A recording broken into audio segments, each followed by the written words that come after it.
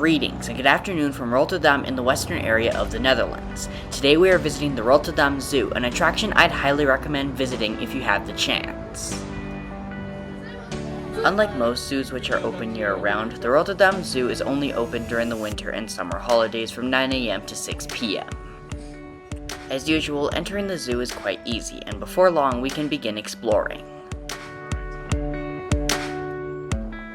Right at the entrance is the exhibit featuring the flamingos. Flamingos are found in the tropical swamps and marshes of the Americas, Europe, Asia, and Africa.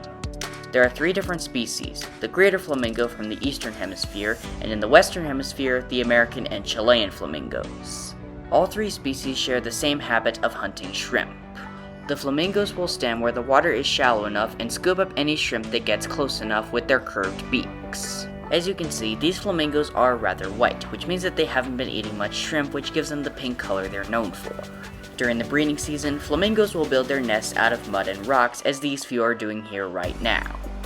They also do special courtship dances as a way to show off and win mates, and if 2 want the same mate, they'll often have to fight for it.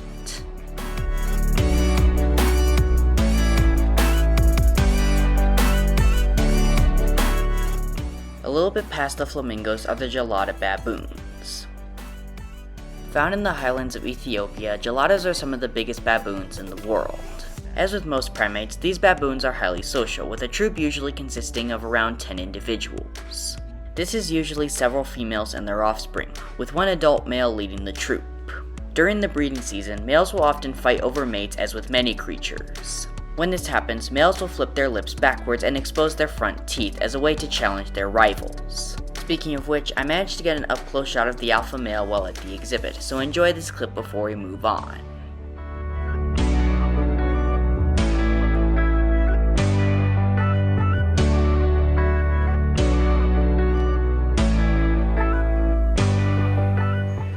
Continuing on, I soon passed by the Oiwanja Kinder Jungle. Correct me if I'm mispronouncing that.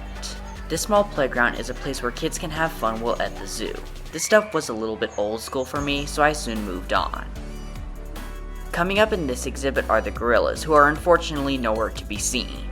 It seems this has been happening a lot recently, as I've come to the gorilla exhibits at both the Bronx Zoo and the Lincoln Park Zoo with no luck. I'm not sure why this is, but anyhow, it's time to move on. In this section of the park is where we find both the pygmy hippopotamus and the black rhinoceros. As I arrived, the hippo just so happened to be hanging out at the door to the inside part of the exhibit. Pygmy hippos come from the forests and swamplands of West Africa. These guys are considerably smaller than their Nile hippo cousins, weighing only around 600 pounds. While that's still big against a human, it's quite small for a hippo. While less aggressive than their larger cousins, they can still be dangerous if they feel threatened, as they have really long tusks that could do some serious damage if they wanted to.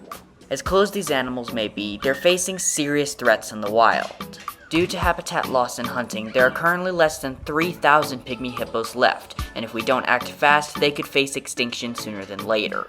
I said this in my Lincoln Park Zoo video, but to all who are watching this, be sure to help protect these endangered species. In the next exhibit over is the black rhinoceros. Black rhinos are some of the biggest terrestrial animals in the world, and the 3rd largest of the 5 rhino species. Adult males can reach weights of up to 6,000 pounds, while the females are smaller at around 2,800 pounds. Despite being this big, they're actually the smaller of the 2 African species, with the biggest being the white rhino. Now, as you can probably see here, despite the name, this guy really isn't black at all. The easiest way to recognize a black rhino is by the hooked upper lip that it uses to grasp and browse off of bushes and trees, unlike the white rhinos which use their flat mouths for grazing on grass. It was named the black rhino as an opposite name to the white rhino, whose name was really a mispronunciation of the word wijd, which means wide in Dutch. Because of this, the more accurate name is the hooked lip rhino due to the aforementioned hooked upper lip.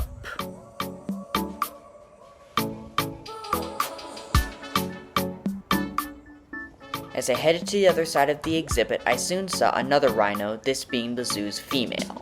In many zoos, you'll find an adult male and an adult female black rhino on exhibit who are usually intended to mate with each other to help with wildlife conservation. This is essential as, like the pygmy hippo, black rhinos are also facing serious threats in the wild. The biggest danger to these animals is poaching for their horns. For whatever the reason, some people think that rhino horn, if ground up, can cure cancer, which just makes no sense as they're really just made of keratin, same as your fingernails and hair. To anyone watching this video, please do what you can to protect these endangered species.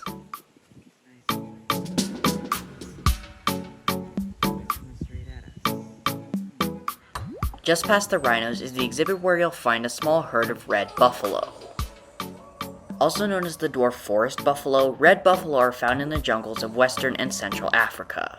While still big animals, they are by far the smallest buffalo in Africa at only around 700 pounds for males, hence the name dwarf buffalo. Like all bovines, they are strictly herbivorous and eat mainly grass and other plants.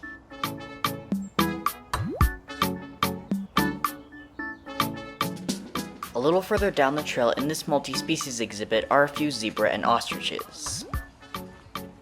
A relative of the horse, zebra will migrate in vast herds around the plains of Africa. One herd will usually consist of several females, or mares, with their babies, and one dominant male called the stallion.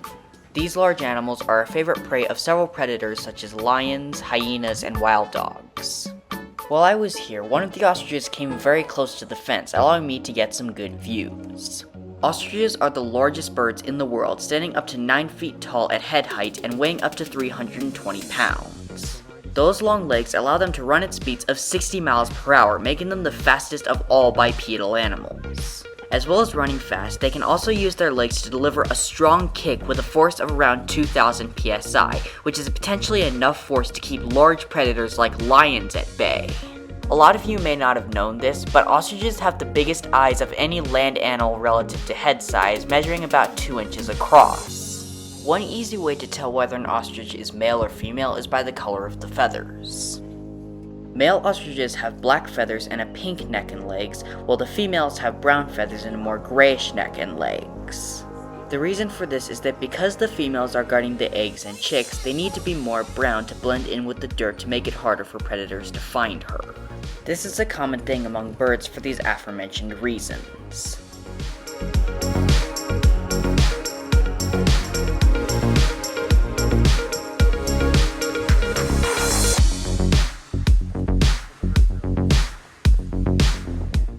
In this next exhibit is where you'll find the secretary bird. Also called the hunter bird, the secretary bird is a bird of prey that hunts mainly on the ground for snakes and other small animals. When they find a snake, they'll use their strong talons to stomp them to death and then eat them up with their hooked beaks. Because their legs have tough scales and are quite thin, they can even hunt venomous snakes like black mambas without the risk of getting bitten. While they mainly hunt on the ground, secretary birds build their nests up in acacia trees to keep them safe from predators like lions. As well as the secretary birds, this exhibit also has a number of other African birds such as vultures, marabou storks, and helmet guinea fowl.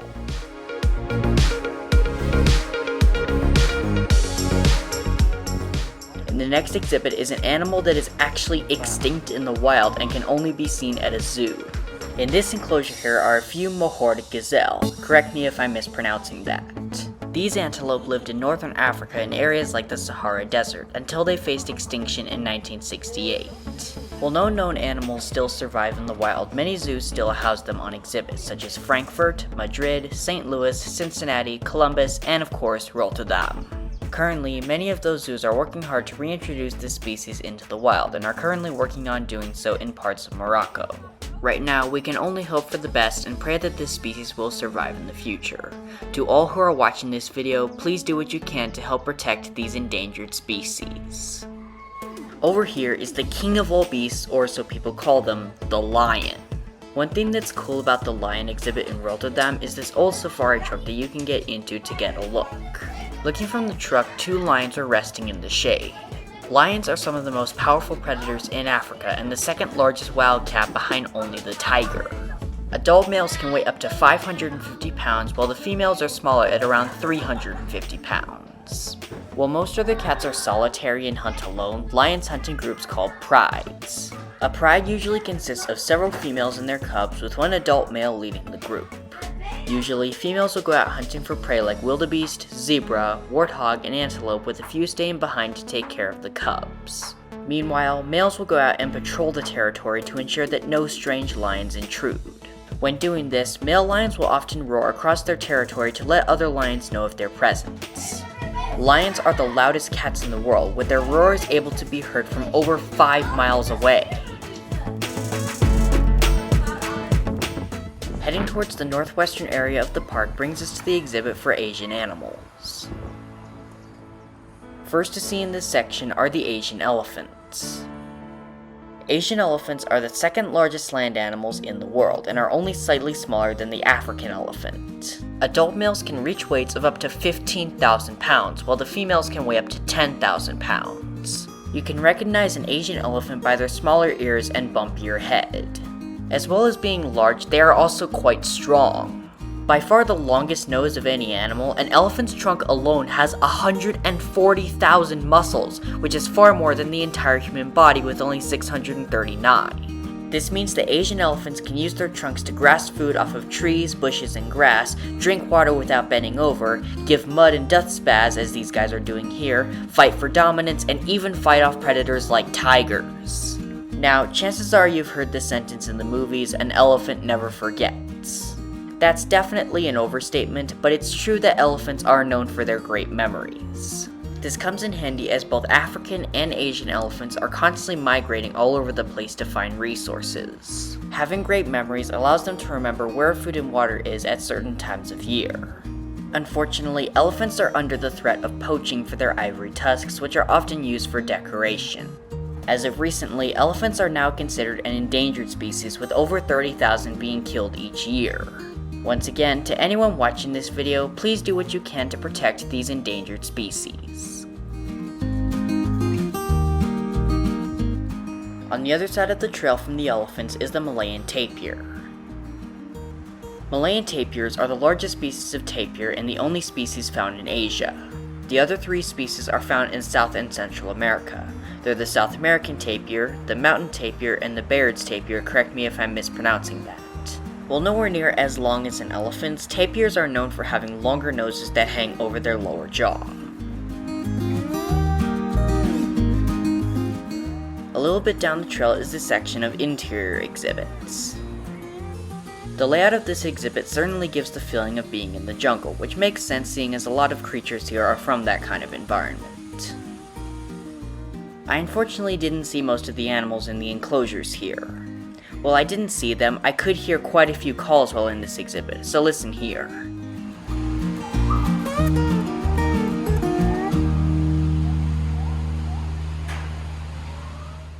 If you're having fun at the Rotterdam Zoo so far, I suggest tapping that subscribe button down below, as it's a great way to help support the channel and the content I produce. I'd also love to say a huge thank you to the considerable growth on this channel in recent times, as it's a true motivation for me to keep making great content like this. I have a lot of cool trips coming up pretty soon, so stick around if you want to see them. Anyways, back to the zoo.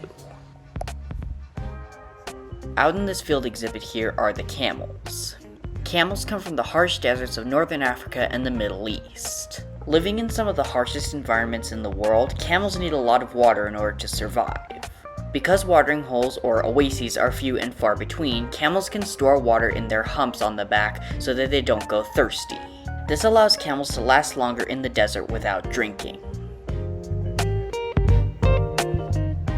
The Rotterdam Zoo is one of the few zoos out there that houses more than one rhino species. As well as the black rhinos from earlier, the zoo also houses an Indian rhino in this exhibit. Arriving at the enclosure, the rhino did something rather strange.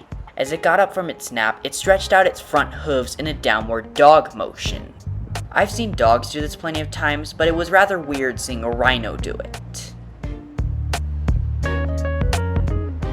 Indian rhinos are the second largest rhino species, with males weighing up to 8,800 pounds, making them only slightly smaller than the white rhino.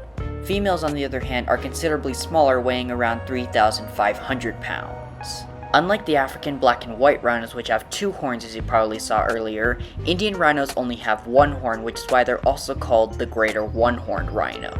With their single horn being much blunter than their African cousins, Indian rhinos also fight with their teeth with a bite force of 11,000 pounds, which is quite strong for a herbivore.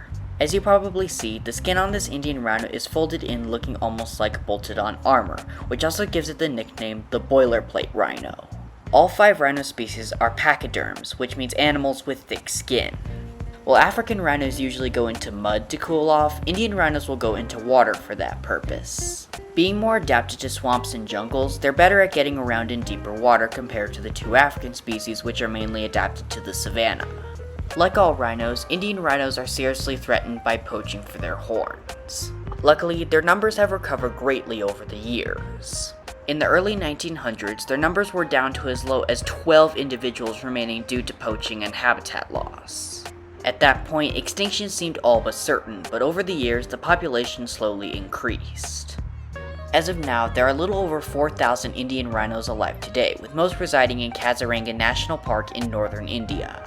Once again, to anyone watching this video, please do what you can to protect these endangered species. The banteng is the next animal to see here at the zoo. Banteng are a large species of wild cattle found in Southeast Asia. Males can weigh up to around 1,800 pounds and the females around 1,400 pounds. The ones here on exhibit are females because they have brown fur, with the males being much darker in color. Like most bovines, bantengs travel in herds consisting of several females and their calves, with one dominant bull leading the charge.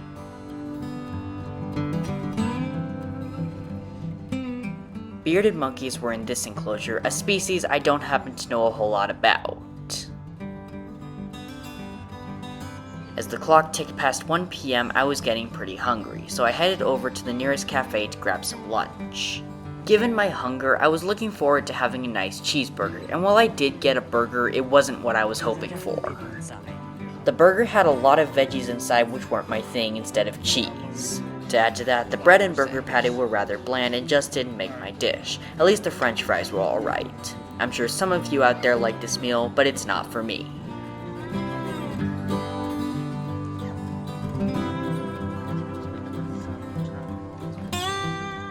Heading down past this sign here brings us to the tiger exhibit. The tiger was unfortunately nowhere to be seen, which was rather disappointing as I'd always loved to get some footage of the biggest cat in the world. Oh well, with no luck seeing the tiger, it's on to the next exhibit.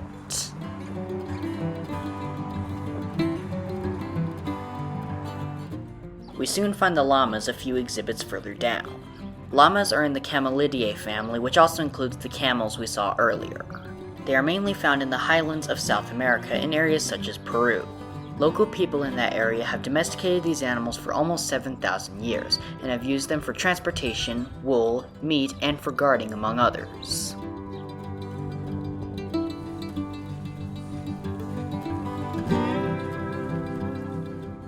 In here are the ring-tailed lemurs. Like all lemurs, these guys are found on the island of Madagascar just off the east coast of Africa.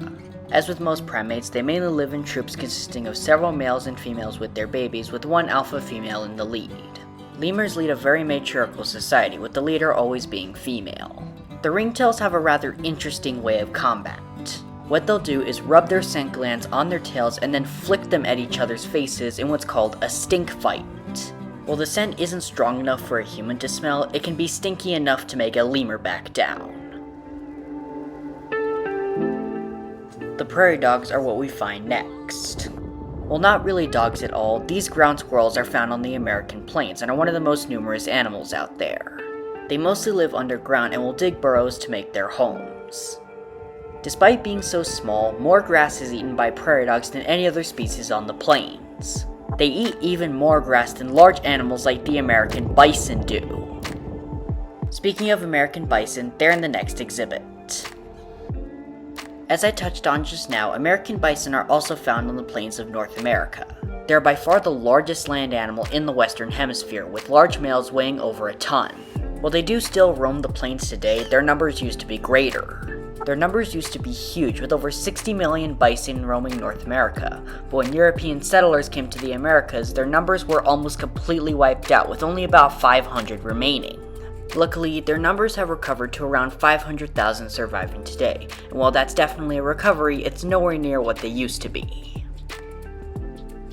While I was at the exhibit, some of the bison were fired up and were running all over the place. Despite their size, bison are capable of running up to 40 miles per hour, which is as fast as most horses.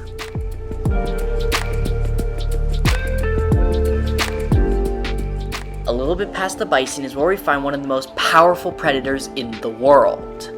Housed in this exhibit here are none other than the polar bears. Polar bears are the largest land predators in the world, weighing up to 1,500 pounds and standing over 10 feet tall when on their hind legs. While most bears are known for their strength, few are quite as strong and powerful as the polar bear. As well as being the largest land predators, they're the only predators that hunt on the Arctic sea ice. There, they mainly hunt seals, with the most liked being ringed and bearded seals, whose blubber makes for a healthy meal for the bears. Sometimes they'll even go after much larger prey over twice their size, such as walruses, beluga whales, narwhals, and muskox. They've even been known to hunt humans, though cases are rare. While they're definitely strong animals, they're being seriously affected by climate change. Fossil fuels that we're using to power our machines are causing serious pollution, which is causing our Earth's atmosphere to warm up, and thus the ice in the Arctic and Antarctic is melting drastically. This has led to sea levels rising all around the world, and thus putting many coastal communities in danger, and is also making it harder for polar bears to survive. Because the bears hunt for seals on the ice, with the melt becoming ever more extreme, finding food is becoming more of a challenge. Many polar bears are being forced to shore where they won't find any seals, and thus either face starvation or have to hunt for a different prey like muskox, birds, and most notably, humans. This has led to many polar bears losing body weight and strength, and many die from either starvation or from firearms when being forced into urban areas. There are an estimated 26,000 polar bears left, and if we don't protect the environment, they could go extinct within decades. Once again, to anyone watching this video, please do what you can to protect these endangered species. In this enclosure is another Arctic predator, and this one hunts from the sky. The Steller sea eagle is found on the east coast of Russia, where it hunts mainly fish, but will also prey on birds, small mammals, and will sometimes scavenge.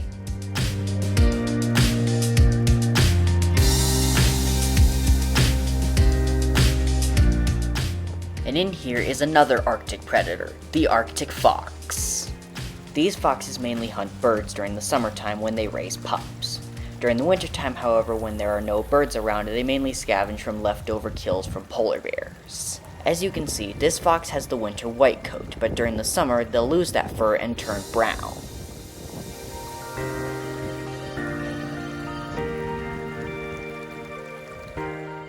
Moving to the section for water animals brings us to the sea lions. Related to seals and walruses, sea lions are members of the pinniped family, which means flipper feet.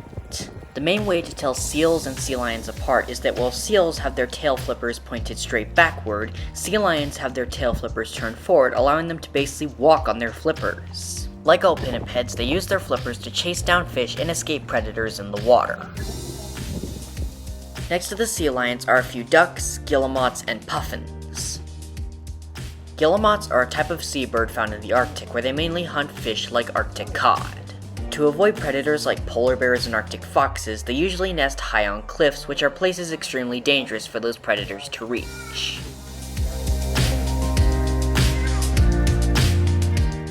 The Atlantic puffin, as the name suggests, is found in the North Atlantic Ocean.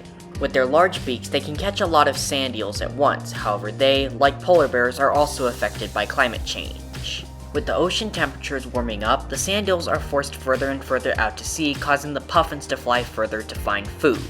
Again, be sure to protect the environment so all these creatures can survive. Entering this dark building, we soon find a number of ocean life. In this small pool here are a number of anemones and coral, along with a lot of other creatures from tide pools. By far the coolest part of this exhibit is this tunnel that you can walk through and see all sorts of fish species swimming all around you. Here you can get some up-close looks at sharks, groupers, barracudas, and many more species. I'm just gonna let you enjoy the view of these animals yourself as we go through here.